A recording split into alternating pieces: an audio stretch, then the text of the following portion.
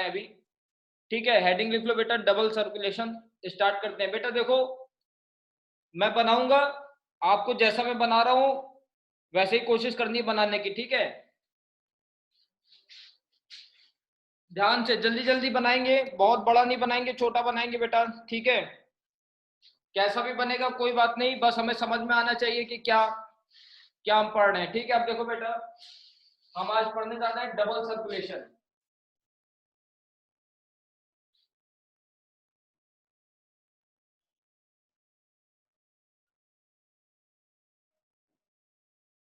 Double circulation पढ़ रहे हैं। अब बेटा देखो मैं ड्रॉ कर रहा हूं, जैसा मैं बनाऊंगा वैसे ही बनाएंगे। देखो बेटा, कॉपी के बीच में, जैसे कि अगर आपका ये मार्जिन है, ये मार्जिन है अगर कॉपी का, अगर आपकी कॉपी का ये मार्जिन है तो उसी के हिसाब से बनाएंगे।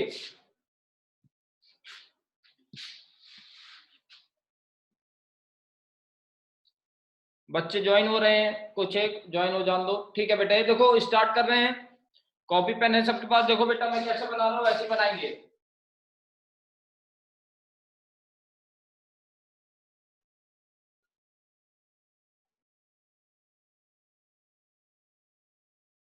ड्रॉ करो बेटा जल्दी से, इतना ड्रॉ करो बीच में, बहुत बड़ा नहीं बनाएंगे, छोटा बनाएंगे, जल्दी से करो।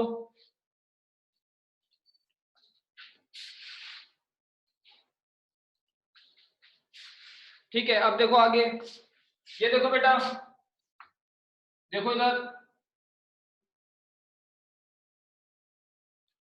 जल्दी से बनाओ।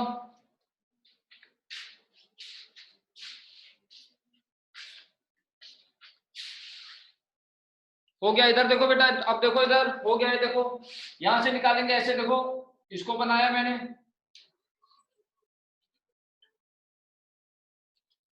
जल्दी से बनाओ, इतना बनाओ।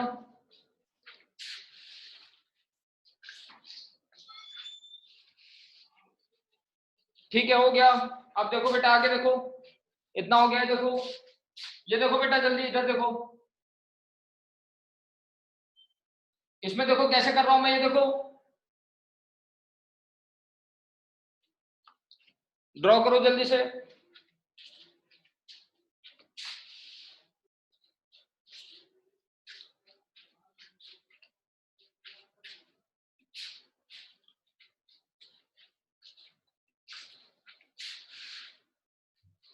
ठीक है बेटा, बहुत ज्यादा हमें एकदम एग्जैक्ट नहीं बनाना है, रफ डायग्राम बनाना है, बाद में हम प्रैक्टिस करेंगे इसकी, ठीक है।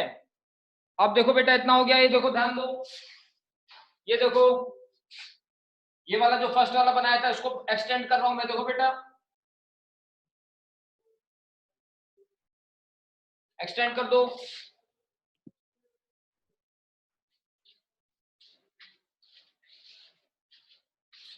ठीक है, हो गया, इतना हो गया।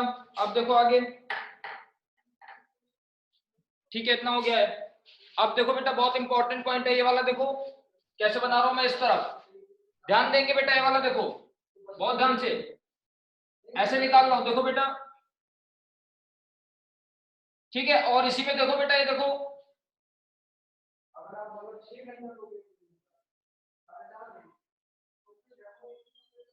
ड्रॉ करो बेटा, इसको ड्रॉ करो इतना।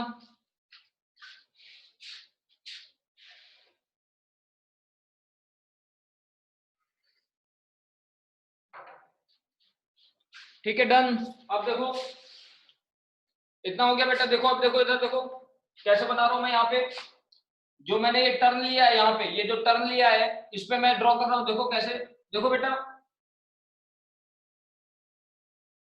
और इस वाले पाइप को जो मैं यहाँ पे बनाया है इसको मैं यहाँ से लेके आ रहा हूँ पीछे से, ये देखो,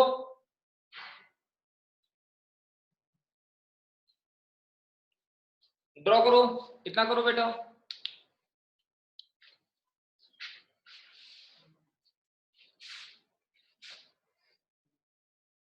हो गया, इतना हो गया। अब देखो, अब देखो बेटा आगे एक बार, ये देखो यहां से भी ये वाला मैंने ड्रॉ किया था, अब यहीं से मैं इधर से इसको, इस वाले को एक पाइप बना रहा हूं, वेजल बना रहा हूं, ये मैंने इसको एक वेजल बना दिया, ठीक है, इतना हो गया। अब एक बार बेटा मैसेज करो, इतना डन सबका, मैसेज करो डन।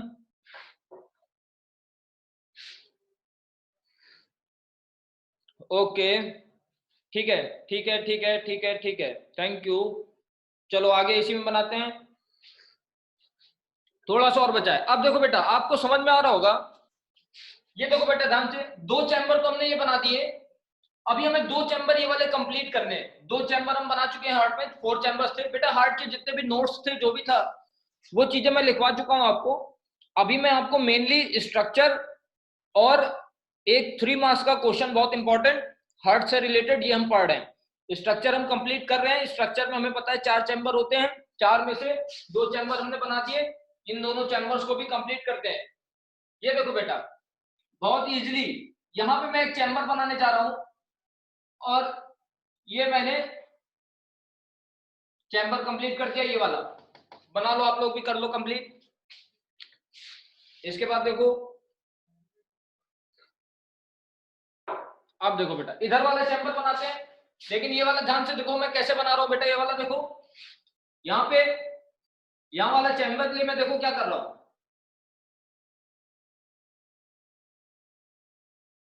ये हो गया एक और चैम्बर, कंप्लीट करो इतना।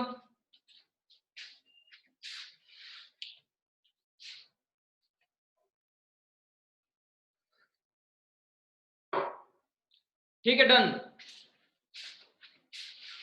अब देखो बेटा फाइनली मुझे ना बेटा, ये देखो मुझे ना ये वाला जो पाइप है ना, ये वाला, ये यहां से जो जा रहा है, इस पाइप को मुझे कंप्लीट करना है। यहाँ पे ये आधा है अभी, इसको कंप्लीट करना है। मैं देखो कैसे कंप्लीट कर रहा हूं इसको, ये इसको मैंने कंप्लीट कर दिया, और इधर से भी इसको, इस वाले पाइप को ना इधर से मैं एक्सटेंड कर रहा हूं यहाँ बीच में, और ऐसे। ये लास्ट वाला स्टेप आप नहीं भी करोगे तो चलेगा, हमें तो मेनली बेटा 4 चैम्बर शो करने थे, 4 चैम्बर हमने शो कर दिए थे, लेकिन बुक में हमारे ऐसा डायग्राम दिया हुआ है, तो ये एग्जैक्ट वो डायग्राम है। अब बेटा हम कर लेते हैं इसकी लेबलिंग, आई होप कि बन गया होगा बेटा। किसी का अगर खराब बना होगा तो कोई बात नहीं, हम एक दो बार प्रैक्टिस करेंगे ना तो ठीक बन जाएगा, कोई प्रॉब्लम वाली बात नहीं है। अब हम इसको समझते हैं, इसकी लेबलिंग कर लेते हैं। अब बेटा सुनो, अब ध्यान से सुनेंगे, अब बेटा ध्यान से देखेंगे और सुनेंगे। मैंने आपको बताया था, देखो बेटा ये वाला कौन सा चैम्बर है, ऐसे में खड़ा हूं तो ये हार्ट है हमारा, तो ये फर्स्ट वाला चैम्बर है हमारा, right atrium, right ventricle, left ventricle, left atrium. अब देखो बेटा, ये है right atrium, this one is right ventricle, this one is left atrium, and this one is left ventricle, ठीक है। अब देखो बेटा, मैंने आपको बताया था, मैंने आपको बताया था बेटा कि हमारे हार्ट में, हमारे ऊपर की बॉडी से, हेड रीजन से डीऑक्सीजनेटेड ब्लड, हेड रीजन से deoxygenated blood, blood with carbon dioxide, deoxygenated blood. ये देखो बेटा, अब आपको लिखना नहीं बेटा, सिर्फ समझना है। ये देखो इधर, मैंने आपको बताया था कि हमारे अपर बॉडी से डीऑक्सीजनेटेड ब्लड वेना कावा के थ्रू, अपर वेना कावा के थ्रू, अपर वेना कावा के थ्रू, अपर वेना कावा के थ्रू, अपर वेना कावा के through deoxygenated blood from head region, upper vena cava के थ्रू हेड रीजन से डीऑक्सीजनेटेड ब्लड राइट आर्टरियम में enter करेगा, और लोअर बॉडी से deoxygenated blood lower vena cava से राइट आर्टरियम में एंटर करेगा। ये कौन सा है, लोअर वेना कावा, लोअर वेना कावा। तो अपर वेना कावा और लोअर वेना कावा से deoxygenated blood enters in the right atrium, ठीक है। राइट आर्टरियम में ब्लड एंटर किया, और अब वो मूव कर रहा है टुवर्ड्स राइट वेंट्रिकल, और यहां पे जो वॉल्व प्रेजेंट है, इस वॉल्व का नाम है ट्राइकस्पिड वॉल्व। लिख लेते हैं एक बार, इस वॉल्व का नाम है ट्राइकस्पिड वॉल्व। फिर वो ब्लड एंटर किया, डीऑक्सीजनेटेड ब्लड कहाँ एंटर किया है? राइट वेंट्रिकल में। और राइट वेंट्रिकल से बेटा देखो, राइट वेंट्रिकल से वो किधर जाएगा? टुवर्ड्स लंग्स, लंग्स में चला जाएगा। ये देखो बेटा, यहां से डीऑक्सीजनेटेड ब्लड आया अपर बॉडी से, लोअर बॉडी से, वेना कावा के थ्रू राइट आर्टरियम में एंटर किया, और राइट आर्टरियम से राइट वेंट्रिकल में गया, और राइट वेंट्रिकल से फिर वो मूव कर रहा है टुवर्ड्स लंग्स, लंग्स की तरफ जा रहा है। तो कौन से पाइप के थ्रू? देखते हैं कौन से पाइप के थ्रू ये जाएगा। ये जिस ब्लड वेसल के थ्रू जा रहा है उसका नाम है पल्मोनरी आर्टरी। ये वाली है pulmonary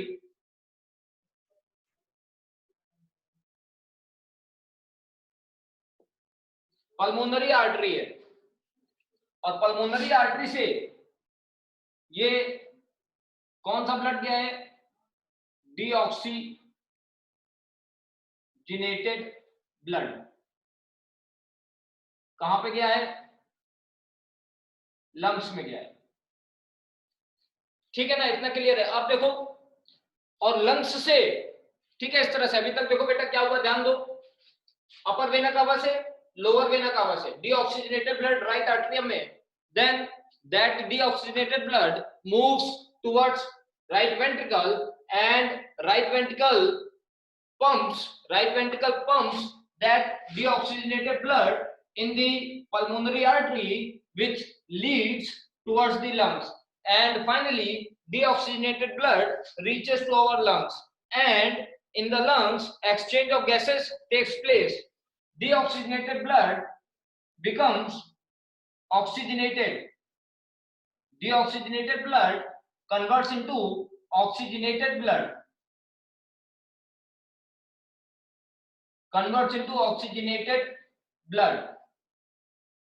and then comes back from which blood vessel? ये कौन सी हो जाएगी जिससे वापस आएगा? ये वाली है पल्मोनरी वेन। ये वाली है पल्मोनरी वेन। इस वेसल का नाम है पल्मोनरी वेन। पल्मोनरी वेन से वो ऑक्सीजनेटेड ब्लड वापस आ रहा है, और वो कहां पे एंटर कर रहा है? लेफ्ट आर्टरियम में।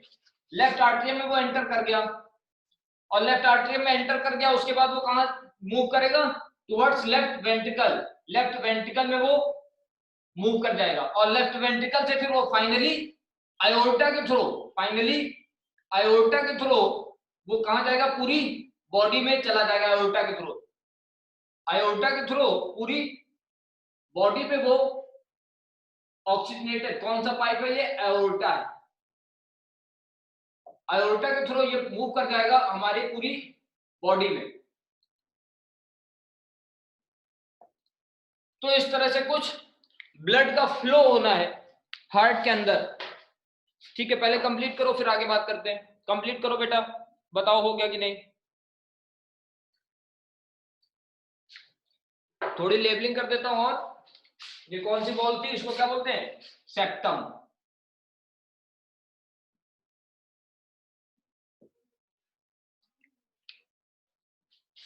ठीक है, हाँ ठीक है, आकृति हो गया, गरिमा ठीक है,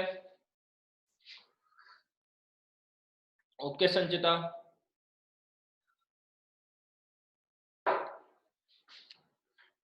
ठीक है फरहान,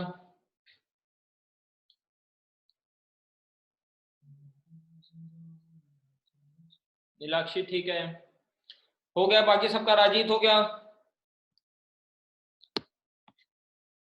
राजीत आदित्य सम्यक, राजीत हो गया सम्यक, आदित्य, अर्नेश, हर्षित बेटा डन। ठीक है सम्यक, हर्षित हो गया, अर्नेश जल्दी बताओ। अगर बेटा खराब भी बन रहा है तो कोई बात नहीं, बस थोड़ा प्रैक्टिस करना था मुझे, आपको बस प्रैक्टिस करवाना था। ठीक है आदित्य हो गया, ठीक है अर्नेश हो गया, हर्षित,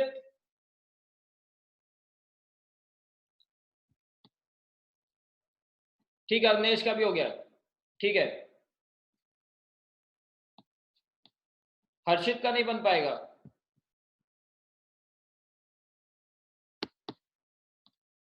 ठीक है, अब देखो बेटा, अब देखते हैं उसको।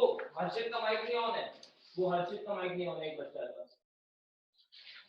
अब देखते हैं बेटा, देखो आगे एक बार आपको बता देता हूं बेटा, हमारा जो हार्ट है, हार्ट मेनली राइट हाफ और लेफ्ट हाफ में डिवाइडेड है through a dividing wall called septum. Septum के थ्रू पूरा हार्ट राइट हाफ और लेफ्ट हाफ में डिवाइडेड है। इसके अलावा हमारा जो राइट हाफ है पूरा, वो यहाँ पे आर्ट्रियो वेंट्रिकुलर वॉल के थ्रू, आर्ट्रियो वेंट्रिकुलर वॉल के through upper and lower chamber में डिवाइडेड है।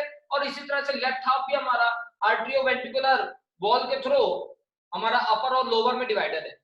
सबसे पहले याद रखेंगे डीऑक्सीजनेटेड ब्लड एंटर किया राइट आर्ट्रियम में, फिर वो एंटर किया हमारे राइट वेंट्रिकल में, फिर पल्मोनरी आर्टरी से वो एंटर किया लंग्स में, लंग्स में एक्सचेंज ऑफ गैसेस हुआ, डीऑक्सीजनेटेड ब्लड कन्वर्ट हो गया ऑक्सीजनेटेड में, और वहां से वो एंटर किया वापस लेफ्ट आर्ट्रियम में, लेफ्ट आर्ट्रियम में वापस आया कौन से पाइप के थ्रू, पल्मोनरी वेन के थ्रू, लेफ्ट आर्ट्रियम से वो एंटर किया है लेफ्ट वेंट्रिकल में, और लेफ्ट वेंट्रिकल में फिर उसको पुश किया है टुवर्ड्स बॉडी, और सबसे थिक जो हार्ट से जुड़ा हुआ पाइप है वो है हमारा एओर्टा। तो यहाँ से ऑक्सीजनेटेड ब्लड बॉडी में, और बॉडी में फिर एक्सचेंज ऑफ गैस हो जाएगा और फिर डीऑक्सीजनेटेड ब्लड वापस आ जाएगा। तो इस तरह से तो हार्ट की फंक्शनिंग चल रही है। अब देखो बेटा, हमारी बॉडी में 2 बार सर्कुलेशन हो रहा है, हमारी बॉडी में 2 बार हो रहा है सर्कुलेशन। एक, अब बेटा मैं जो इसमें इसमें अब मैं जो भी लिखूंगा वो आप नहीं बनाएंगे। एक बार बेटा सर्कुलेशन हो रहा है ये वाला, एक बार ये वाला सर्कुलेशन चल रहा है, और एक बार सर्कुलेशन चल रहा है बॉडी से हार्ट वापस, एक बार ये वाला सर्कुलेशन चल रहा है। तो 2 टाइम्स सर्कुलेशन हो रहा है। एक बार बेटा डीऑक्सीजनेटेड ब्लड, एक तरह से ऐसे देखते हैं, जो बॉडी में ऑक्सीजनेटेड ब्लड गया था वो कन्वर्ट हुआ डीऑक्सीजनेटेड में वापस आया, और एक बार जो डीऑक्सीजनेटेड ब्लड लंग्स में गया था वो ऑक्सीजनेटेड हुआ और वापस हार्ट में आया है। ठीक है।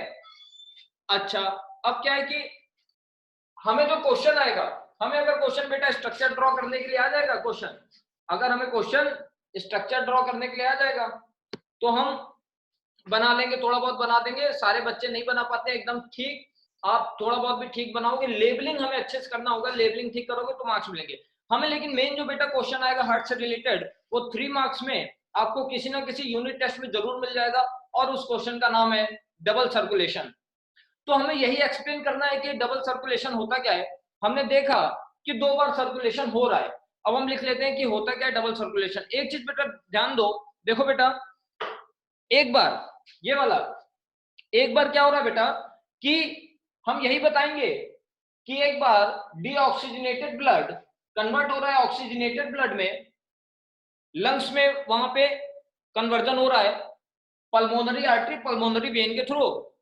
तो ये वाला जो कन्वर्जन है ना, ये पल्मोनरी आर्टरी और पल्मोनरी वेन के थ्रू हो रहा है, इसलिए हम इस वाले कन्वर्जन को बोलते हैं पल्मोनरी सर्कुलेशन बोलते हैं। Pulmonary, this one is pulmonary circulation. और जो वो वाला सर्कुलेशन है, ये वाले सर्कुलेशन में बेटा एक ऑक्सीजनेटेड ब्लड कन्वर्ट हो रहा है, ऑक्सीजनेटेड ब्लड कन्वर्ट हो रहा है डीऑक्सीजनेटेड ब्लड में, लेकिन ये हमारी बॉडी में जा रहा है, ये हमारे सिस्टम में जा रहा है, इसलिए इस वाले सर्कुलेशन का नाम है सिस्टमिक सर्कुलेशन। वो दूसरा वाला है सिस्टमिक सर्कुलेशन। बेटा मैं ये रब कर रहा हूं, हम पढ़ते हैं डबल सर्कुलेशन।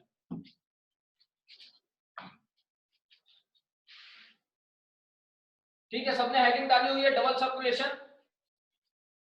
पहले तो बेटा लिख लेते हैं डबल सर्कुलेशन होता क्या है। देखो मैं क्या क्या लिख रहा हूं डेफिनेशन, मैं लिख रहा हूं कि ब्लड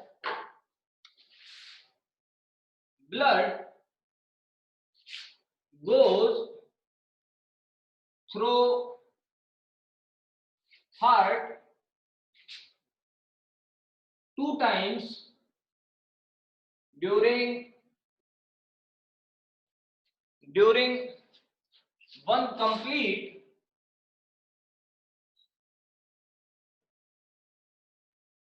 हार्ट साइकिल।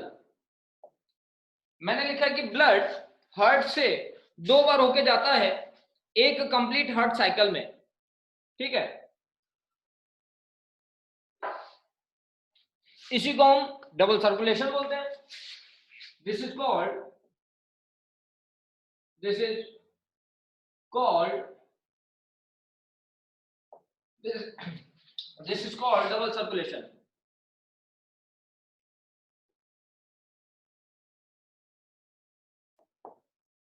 इसी को हम बोलते हैं डबल सर्कुलेशन। अब लेकिन इसके अंडर में जो दो टाइप का सर्कुलेशन होता है उसको देख लेते हैं।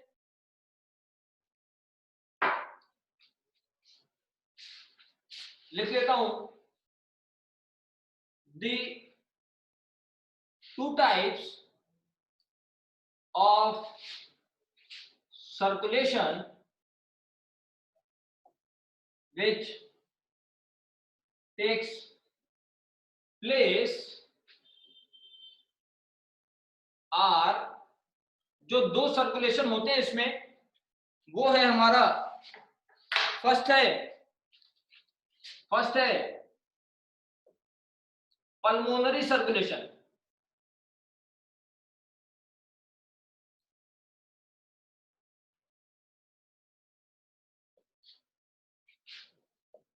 तो पल्मोनरी सर्कुलेशन में बेटा देखो क्या लिखेंगे हम,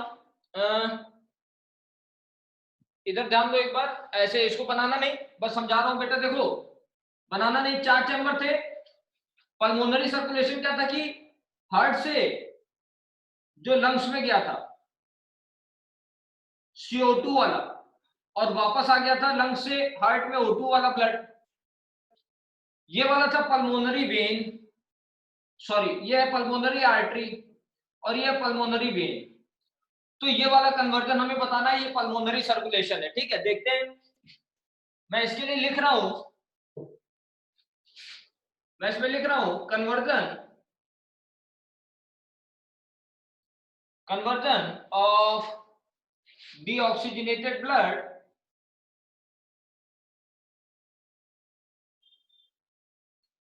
into oxygenated blood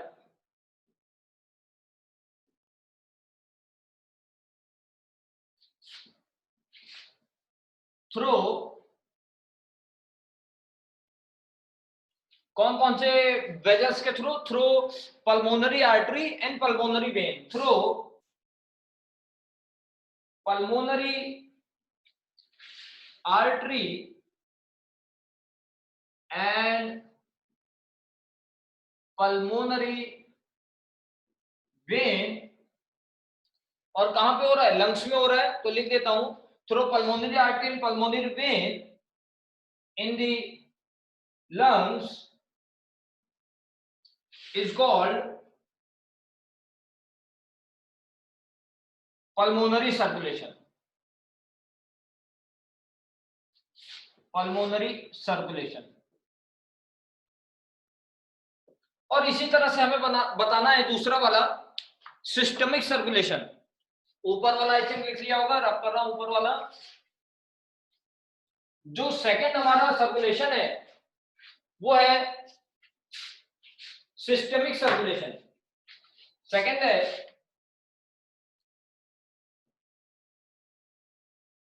systemic circulation. Systemic circulation, तो सिस्टमिक सर्कुलेशन का मतलब है कि जो बॉडी में कन्वर्जन हो रहा था, क्या हो रहा था उधर, क्या हो रहा था बेटा कि देखो जो लेफ्ट वेंट्रिकल था ना, ध्यान दो बेटा, जो लेफ्ट वेंट्रिकल था आयोर्टा के थ्रू ऑक्सीजनेटेड ब्लड बॉडी में जा रहा था और बॉडी से फिर वो वेन्स के थ्रू डीऑक्सीजनेटेड ब्लड वापस आ रहा था। तो ये वाला सर्कुलेशन क्योंकि हमारे सिस्टम में जा रहा है, हमारी बॉडी में जा रहा है, इसलिए हम इसको बोल रहे हैं सिस्टमिक सर्कुलेशन। ये वाला लिख देता हूं, कुछ बच्चे अपने आप भी लिख सकते हैं इसको। लिख देता हूं conversion of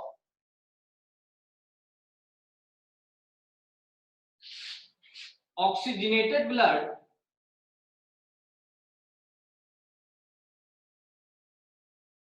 into deoxygenated blood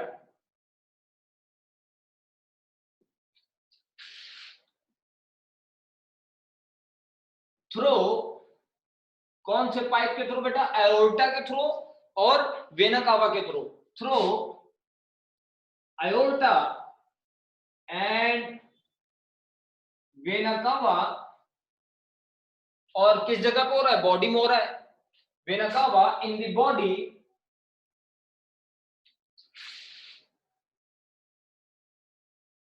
is called systemic circulation, इसको हम बोलते हैं सिस्टमिक सर्कुलेशन। ये हमने अभी पढ़ा, डबल सर्कुलेशन हमने खत्म किया है। किसी को कुछ डाउट है तो बताए, इसको कंप्लीट करो बेटा, किसी को कुछ डाउट है तो बताए, कंप्लीट करके बताओ। डन, कुछ डाउट है तो बताओ बेटा। डन, ठीक है। राजीत, आदित्य, संचिता डन। संचिता क्लियर हो गया, उस दिन आपको क्लियर नहीं था, अभी क्लियर है ना? कुछ डाउट हो तो पूछो बेटा, क्लियर होना चाहिए। ठीक है, ठीक है बेटा,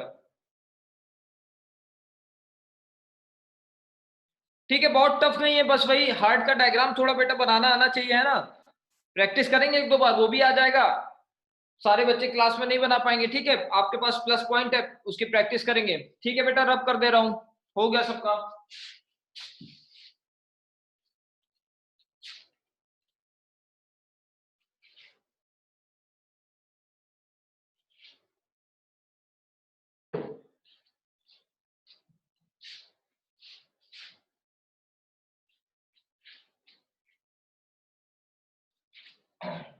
तो हमने ट्रांसपोर्टेशन इन ह्यूमंस पढ़ा, ट्रांसपोर्ट इन ह्यूमंस पढ़ा, ट्रांसपोर्टेशन हम पढ़ रहे थे, तो हमने ट्रांसपोर्ट इन ह्यूमंस पढ़ा।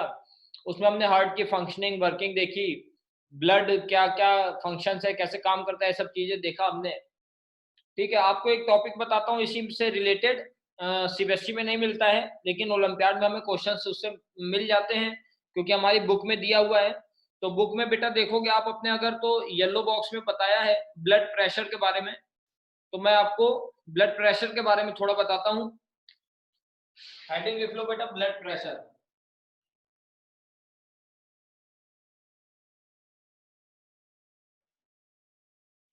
बेटा वो जो डबल सर्कुलेशन हमने अभी पढ़ा है ना, उसमें 3 मार्क्स लिख लो ऊपर, इंपॉर्टेंट है वो, उसमें लिख लो जरूर 3 मार्क्स।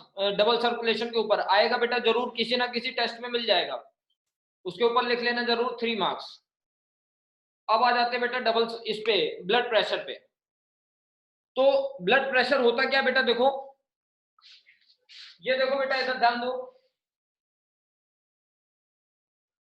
ये वाला देखो बेटा, इधर अभी बनाना नहीं कुछ भी। ये देखो, हमने ऐसे पढ़ा कि आर्ट्रियम था, वेंट्रिकल था, आर्ट्रियम था, वेंट्रिकल था। हमने देखा कि ब्लड आता है,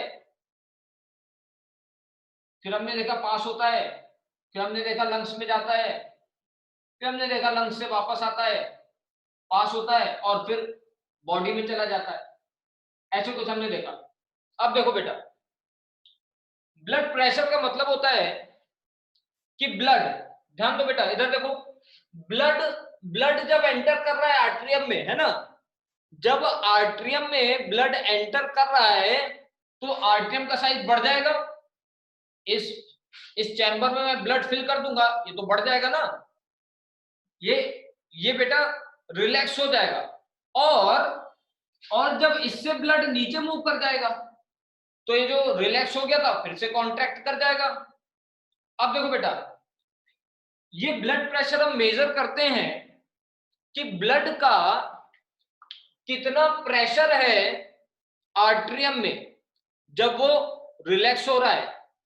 जैसे ब्लड फिल हुआ, इसमें आर्ट्रियम में ब्लड आया, अब ब्लड इसमें आएगा तो इसकी वॉल्स पे प्रेशर लगाएगा।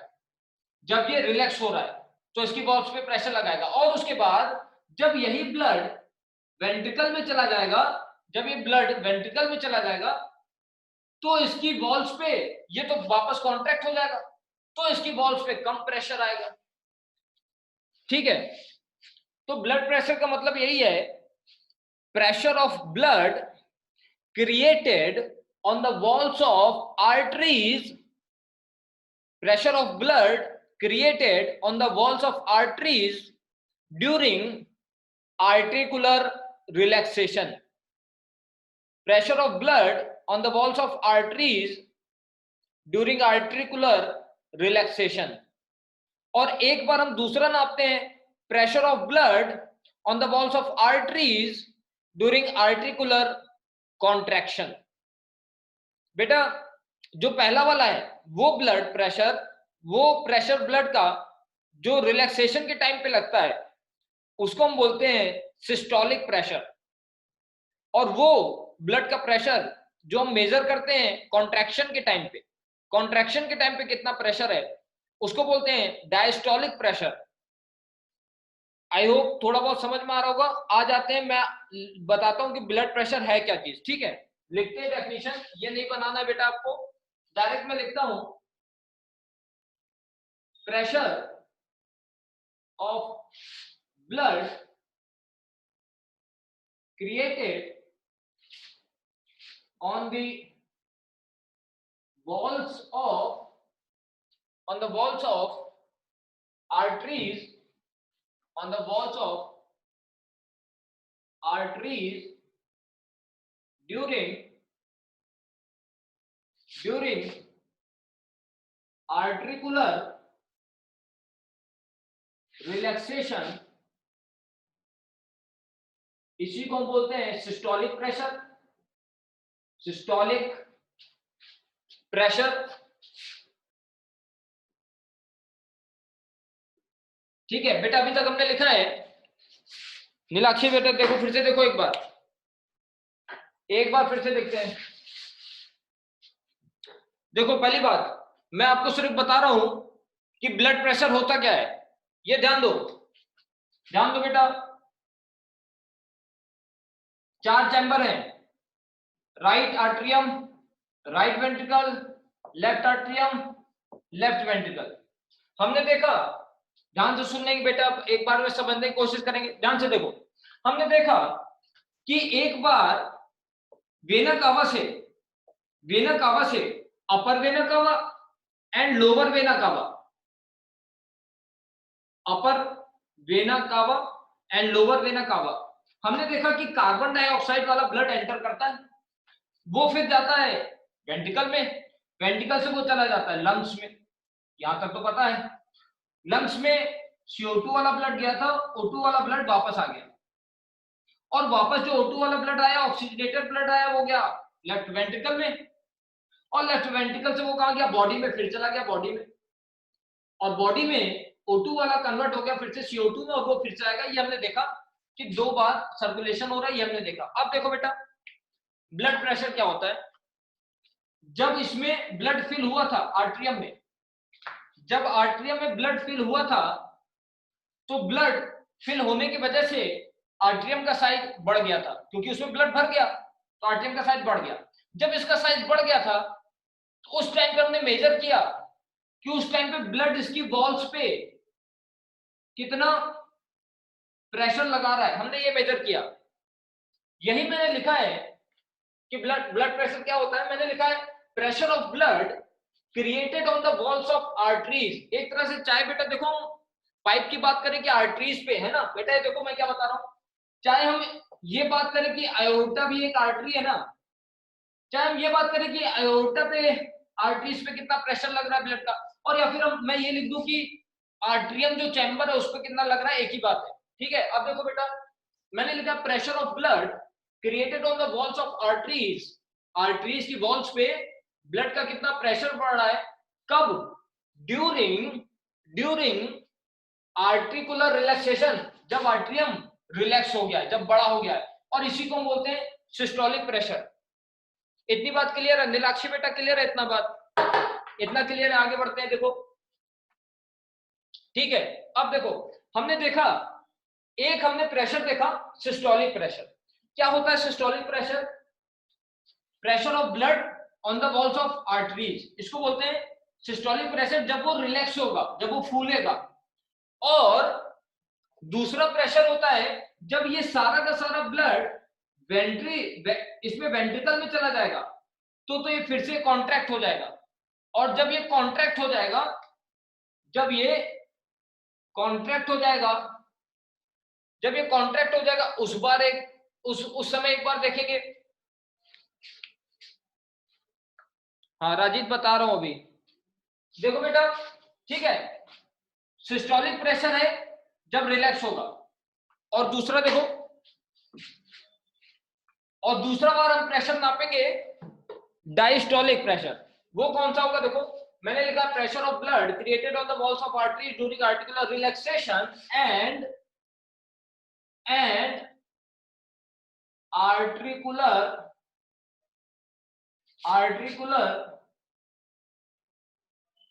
Contraction and articular contraction. जब कॉन्ट्रैक्ट हो जाएगा उस टाइम पे देखेंगे कि उसकी वॉल्स पे कितना प्रेशर पड़ रहा है, और आर्टिकुलर कॉन्ट्रैक्शन के टाइम पे जो प्रेशर होता है उसको बोलते हैं डायस्टोलिक प्रेशर। आर्टिकुलर कॉन्ट्रैक्शन इसको हम बोलते हैं डायस्टोलिक प्रेशर।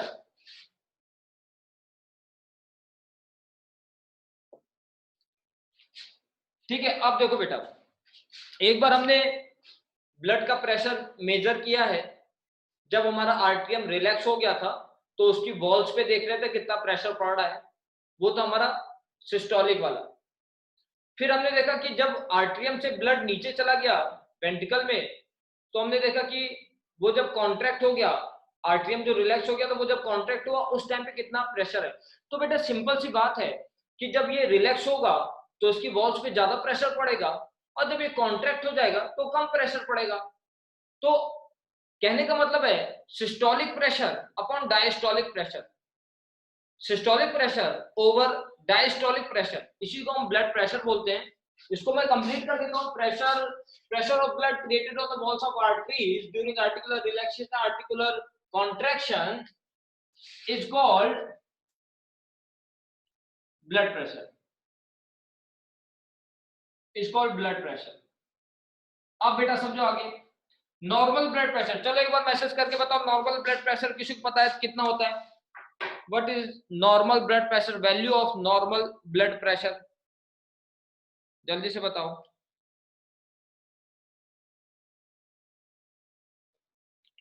आकृति नहीं, 80/120/80। हाँ सही है आदित्य, बिल्कुल सही है। और बताया था गरिमा, सही है, ठीक है, 120/80 बिल्कुल सही है, सही है। अब देखो, देखो बेटा, ये देखो लिखते हैं normal blood pressure, normal blood pressure, normal blood pressure है systolic over diastolic, systolic upon diastolic, 120/80। 120 क्या है? सिस्टोलिक प्रेशर है, ये वाला है सिस्टोलिक अपॉन डायस्टोलिक। 120/80 mmHg, आगे लिखेंगे यूनिट mmHg, ऐसे भी लिख सकते हैं। देखो 120/80 mmHg। इतना कंप्लीट करके बेटा बताओ एक बार, डन। थोड़ा और बताता हूं इसी पे।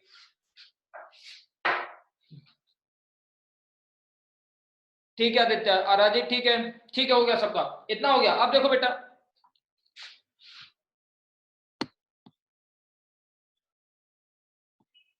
सम्यक, बार बार वही चीज पढ़ रहे हो। ये देखो सम्यक, सम्यक देखो, लास्ट टाइम बता रहा हूँ बेटा, एक बार और देखो लास्ट टाइम। बेटा देखो ब्लड प्रेशर ना आपको आएगा नहीं क्वेश्चन कि ब्लड प्रेशर आपको, लेकिन ना ऐसे ऑब्जेक्टिव क्वेश्चन हो गए क्योंकि बोर्ड में, तो आपको क्वेश्चन मिल सकता है कि बताओ नॉर्मल ब्लड प्रेशर कितना है, तो हम ये वैल्यू पे सही टिक लगाएंगे। और या फिर आपको पूछा जा सकता है कि कौन सी डिवाइस से ब्लड प्रेशर को हम मेजर करते हैं, है ना, थोड़ा बहुत जानकारी पता होना चाहिए। मैं आपने पूछा सिस्टोलिक अपन डायस्टोलिक, बता देता हूँ। एक आखिरी बात बेटा देखो, सम्यक अच्छे से सुनो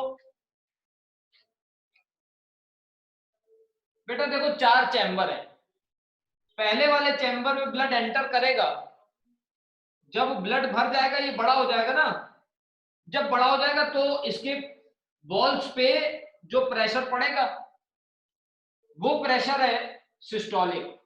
जब ये रिलैक्स हो गया, आर्टिकुलर रिलैक्सेशन, जब ये रिलैक्स हो गया वो प्रेशर ब्लड का इसकी वॉल्स पे, वो सिस्टोलिक। और जब ब्लड यहां से नीचे चला गया तो ये वाला चैम्बर क्या हुआ, कॉन्ट्रैक्ट हो गया, फिर से छोटा हो गया, और फिर से जब छोटा हो गया, जब आर्टिकुलर कॉन्ट्रैक्शन हो गया तो जो प्रेशर था वो डायस्टोलिक प्रेशर था।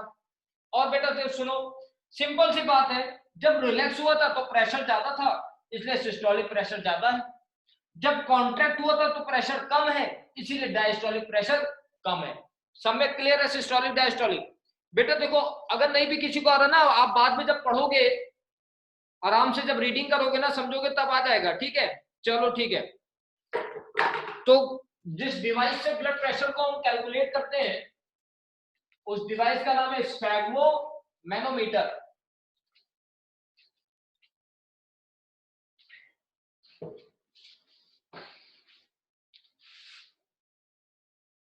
Blood pressure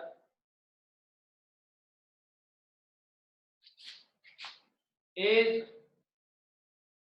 measured through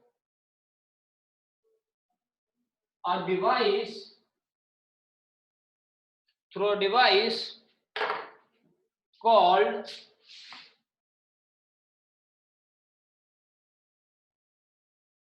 sphygmomanometer।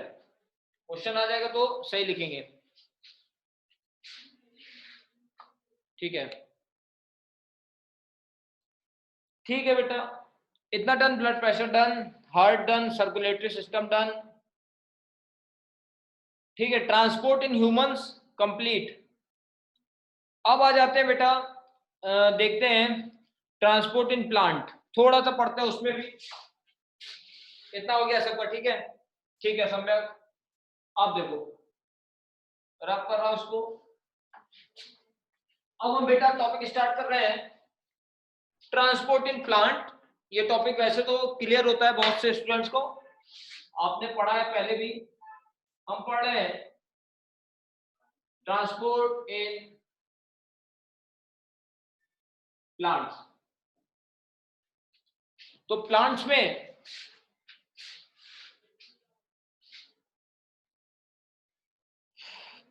जो ट्रांसपोर्टेशन होता है, तो मेनली प्लांट्स में जो ट्रांसपोर्ट होना है वो होना है वाटर का ट्रांसपोर्ट और फूड का ट्रांसपोर्ट, सब्सटेंसेस का। तो ट्रांसपोर्टेशन, प्लांट्स में ट्रांसपोर्टेशन के लिए जो वेजल्स हैं, जो पाइप्स हैं, उनको हम बोलते हैं वैस्कुलर बंडल्स। तो लिख लेते हैं कि प्लांट्स में ट्रांसपोर्टेशन वैस्कुलर बंडल्स के थ्रू होता है। फर्स्ट पॉइंट लिख लेते हैं, transport in plants occurs through vascular bundles. Vascular bundles के थ्रू ट्रांसपोर्टेशन होता है प्लांट्स में। तो मेनली हम अगर वैस्कुलर बंडल्स जानते हैं तो हमें प्लांट में ट्रांसपोर्टेशन पता है, तो हम वैस्कुलर बंडल थोड़ा पढ़ लेते हैं। वैस्कुलर बंडल्स, तो वैस्कुलर बंडल मतलब कि प्लांट में जो कंडक्टिंग ट्यूब्स हैं, जो कंडक्टिंग वेजल्स हैं, मटेरियल को जो एक जगह से दूसरी जगह मूव करे प्लांट्स में, वो वाले वेजल्स को हम बोलते हैं वैस्कुलर बंडल्स। और जाइलम और फ्लोएम वो वैस्कुलर बंडल्स हैं। तो लिख लेते हैं, xylem and phloem together forms vascular bundles in plants। Xylem और फ्लोएम मिलकर वैस्कुलर बंडल बनाते हैं प्लांट्स में। अब पहले हम इधर, मैं एक तरफ डिस्कस कर रहा हूं जाइलम। जाइलम। तो जाइलम हेल्प करता है वाटर और मिनरल के ट्रांसपोर्ट में प्लांट्स में। It helps in transport of water and minerals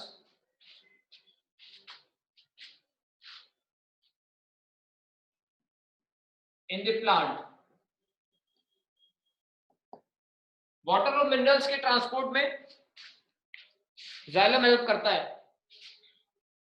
और हमारे पास है जाइलम के 4 different types of sales.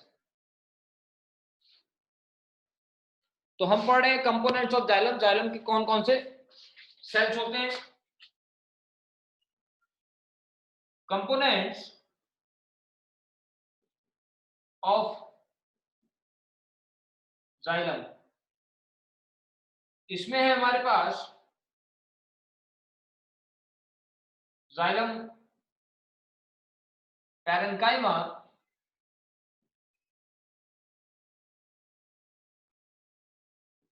Xylem fibres, ट्रैकाइड्स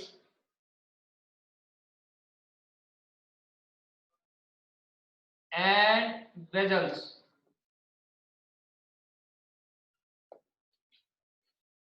last है वेजल्स। कंप्लीट करो इतना बेटा, कोई भी एक बच्चा बता दो। डन, ठीक है।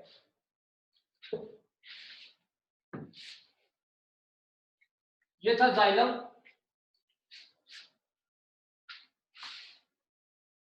ठीक है आदित्य, ओके। ये 4 कंपोनेंट थे जाइलम के। क्वेश्चन मिल सकता है बेटा कि right components of xylem, miss नहीं करेंगे, जरूर लिखेंगे। फिर सेकंड है हमारे पास वैस्कुलर बंडल के, सेकंड है हमारे पास phloem.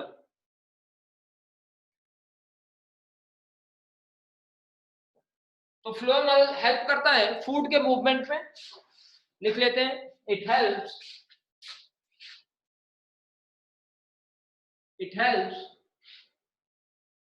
in the movement, in the transport, it helps in the transport of food in plants।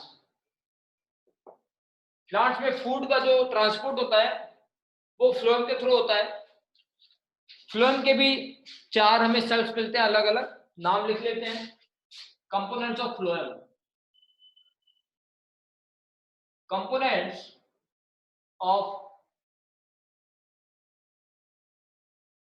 Of phloem. हमारे पास जो 4 डिफरेंट टाइप के सेल हैं उनके नाम है phloem, parenchyma, second one is phloem fiber, third one is sieve tube, and last one is companion cells। ये था phloem. Phloem food के मूवमेंट में हेल्प करता है,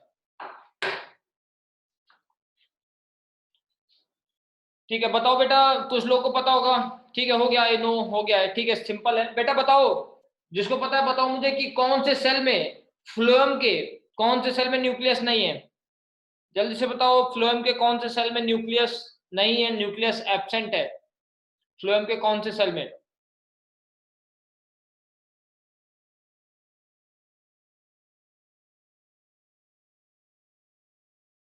और कोई बताओ, आदित्य, फाइबर,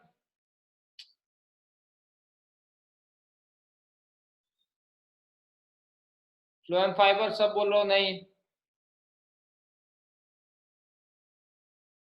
और कोई है?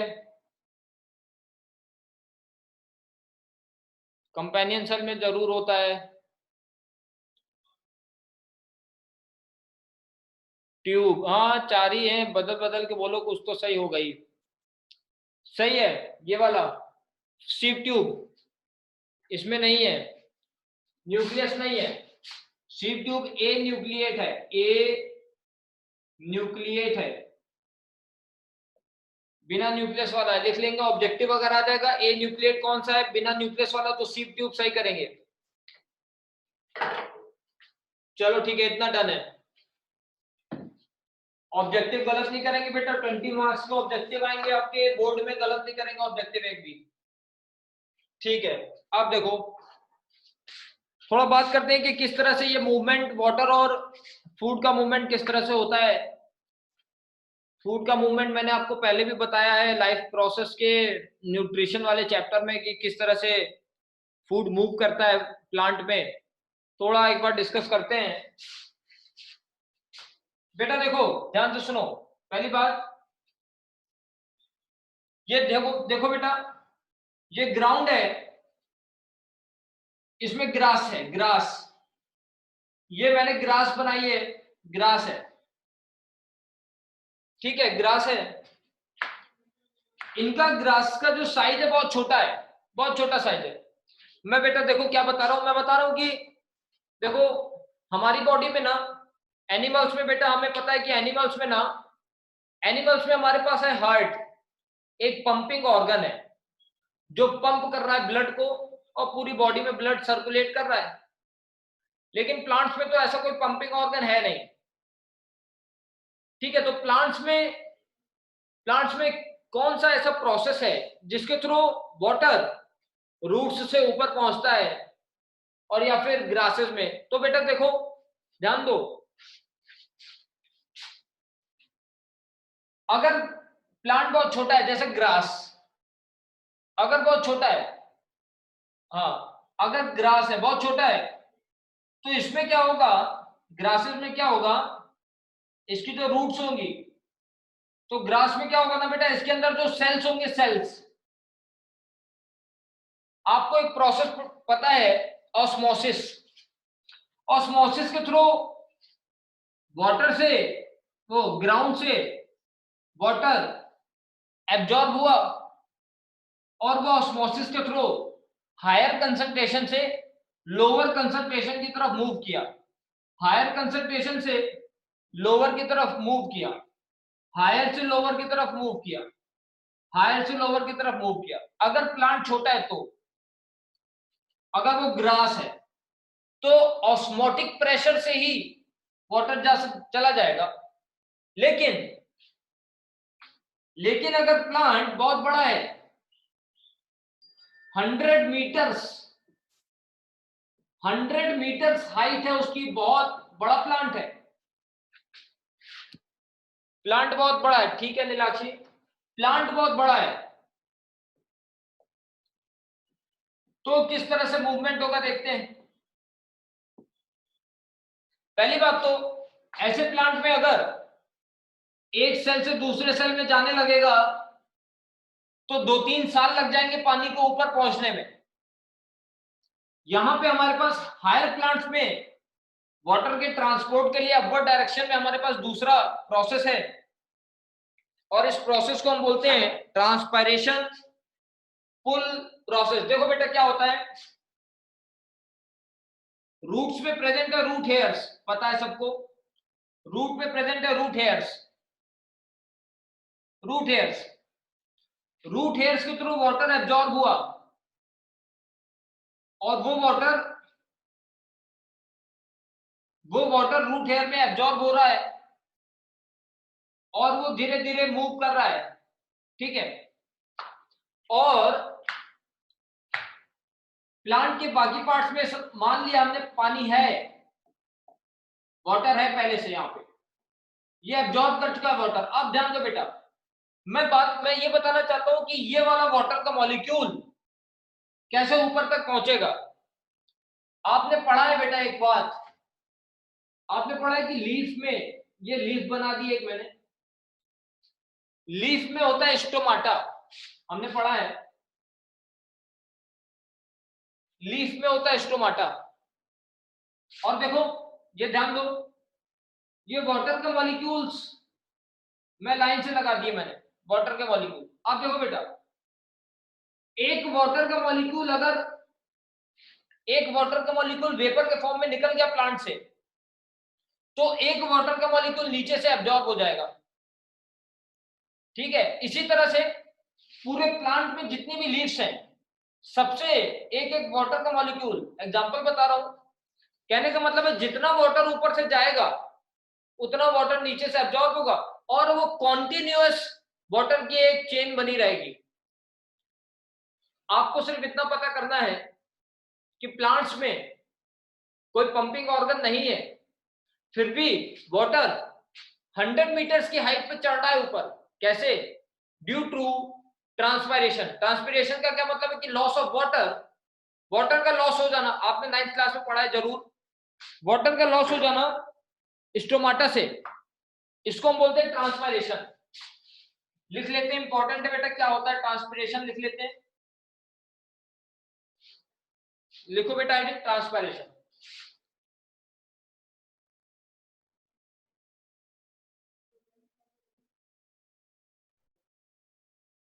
Transpiration, loss of water in the form of vapor, in the form of vapor through stomata of leaves is called transpiration।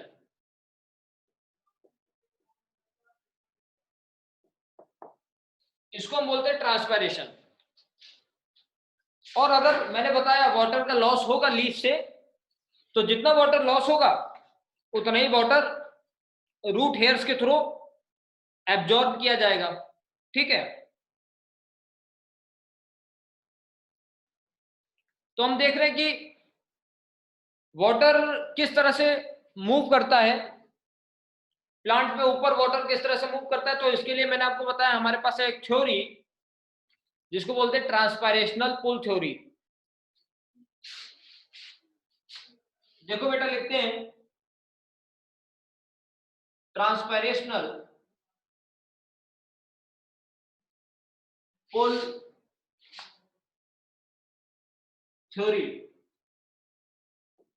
ट्रांसपायरेशनल pull theory.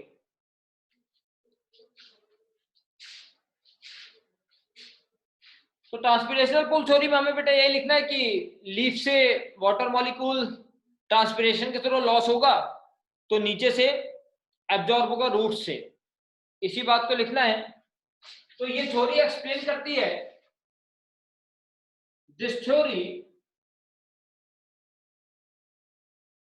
explains the movement of water from roots to from roots towards leaves of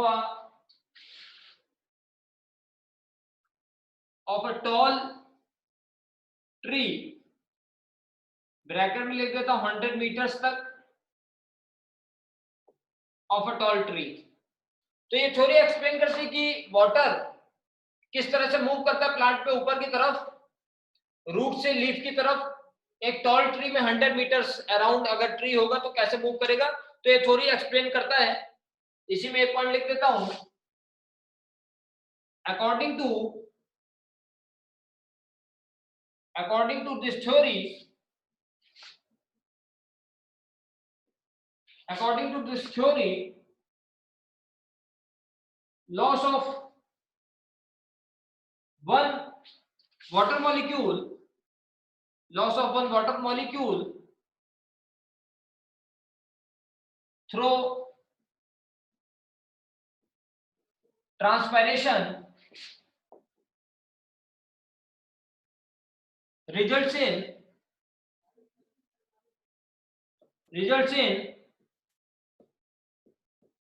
gain of one water molecule results in gain of one water molecule through root hairs। तो लिख लो बेटा, लिख लो पहले।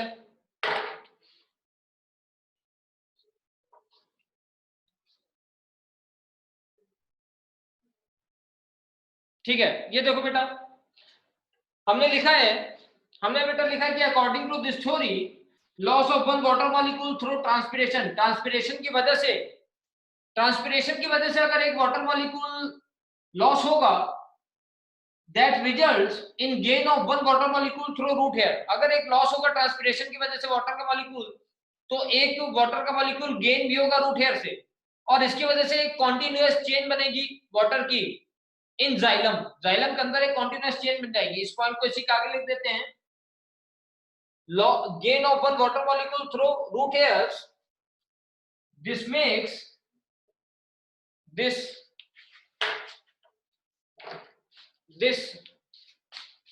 makes a continuous chain of water in the xylem। तो इस तरह से movement होता है जाइलम में वाटर का। ठीक है, कंप्लीट।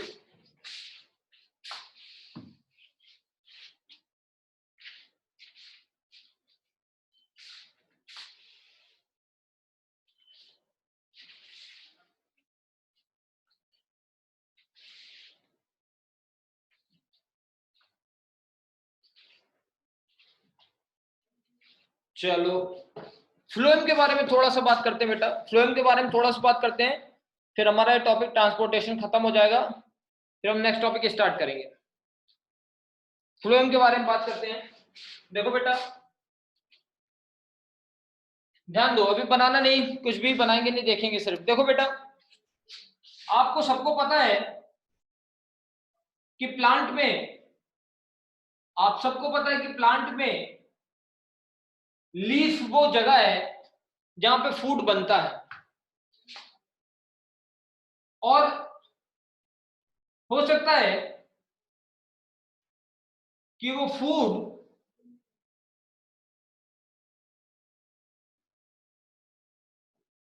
हो सकता है बेटा कि वो फूड जो लीफ में बना है, हो सकता है कि वो फूड वहीं लीफ में स्टोर हो जाए, हो सकता है वो फूड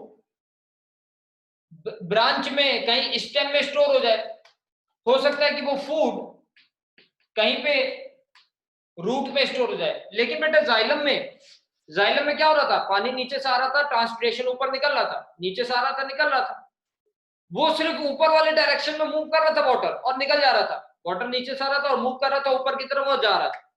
लेकिन फ्लोएम में देखो बेटा, ध्यान दो, ये देखो,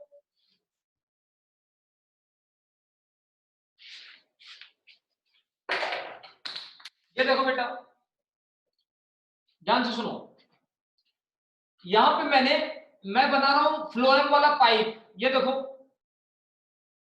ये मैंने पाइप बना दिया, फ्लोएम का वेसल बना दिया, फ्लोएम जो वेस्कुलर बंडल है वो बना दिया है, और ये मैं फ्लोएम को नीचे तक ले आया हूं, और इसको रूट्स में भी भेज देता हूं फ्लोएम को।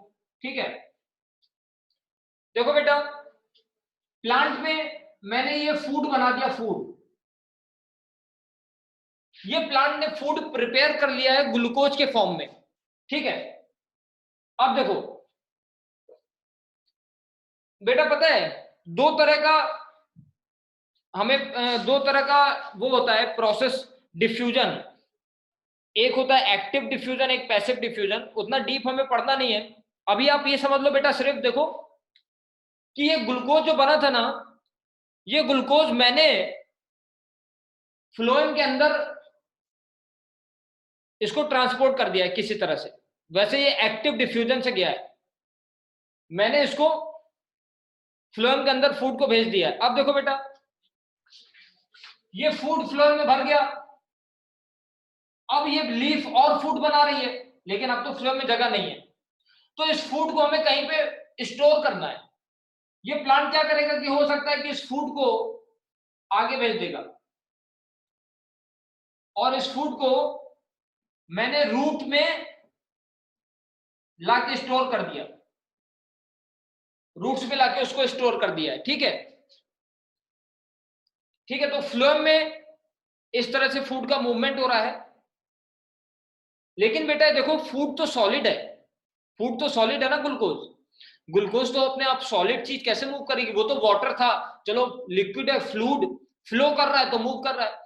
फूड तो सॉलिड है, फूड कैसे मूव करेगा। इसलिए एक बात ध्यान दो, पता है जब फूड लोडिंग करवा देते हैं ना, जब फूड हम फ्लोएम वाले पाइप में ले आते हैं ना, तो पानी जाइलम से, ध्यान दो ये वाला देखो, जब हम फूड को ले आते हैं ना, तो फ्लोएम के साथ बेटा देखो, मैं ये फ्लोएम लीफ वैसे ही है, लीफ वैसे ही है, मैं देखो जाइलम का पाइप लगा रहा हूं, ये वाला मैंने जाइलम का पाइप लगा दिया है। कौन, जब फूड आ जाएगा फ्लोएम में तो वाटर जाइलम से इसमें चला जाएगा, और फिर वो फूड फ्लो हो सकता है वाटर के साथ। तो इस तरह से कुछ मूवमेंट होता है, ध्यान दो। अब मैं क्या मेनली क्या बताना चाहता हूं, ये देखो कि फूड लीफ में बना था, लीफ से हमने फ्लोएम में उसको ट्रांसपोर्ट कराया, और फ्लोएम ने उसको रूट में स्टोर कर दिया। लेकिन अगर कोई लीफ, कोई नया बड, नई लीफ यहां डेवलप कर रही है, तो वहां पे एनर्जी की जरूरत है, और एनर्जी मिलेगी कैसे, फूड से मिलेगी।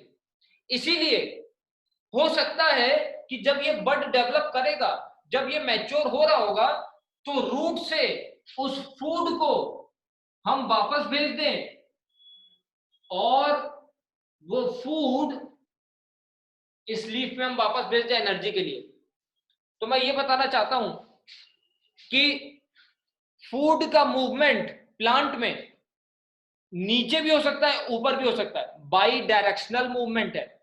लेकिन वाटर का मूवमेंट प्लांट में सिर्फ और सिर्फ नीचे से ऊपर होता है, यूनि डायरेक्शनल है। यही दोनों पॉइंट मेनली एक्सप्लेन करने थे, इन्हीं दोनों पॉइंट को लिख लेते हैं। आई होप सबको क्लियर हो गया होगा कि फूड दोनों तरफ मूव कर सकता है, लेकिन वाटर सिर्फ एक तरफ मूव कर सकता है। उन्हीं नोट्स के नीचे बेटा 2 पॉइंट से लिख लो, movement of water in plants is unidirectional. Water का मूवमेंट प्लांट में यूनिडायरेक्शनल है, लेकिन फूड का बाई डायरेक्शनल है। Movement of food in plants is by directional.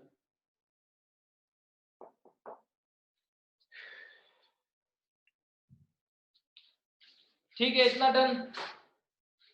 कोई डाउट है तो बेटा बताओ, इतना डन। किसी को कुछ डाउट है बेटा लिखो। ठीक है, डन।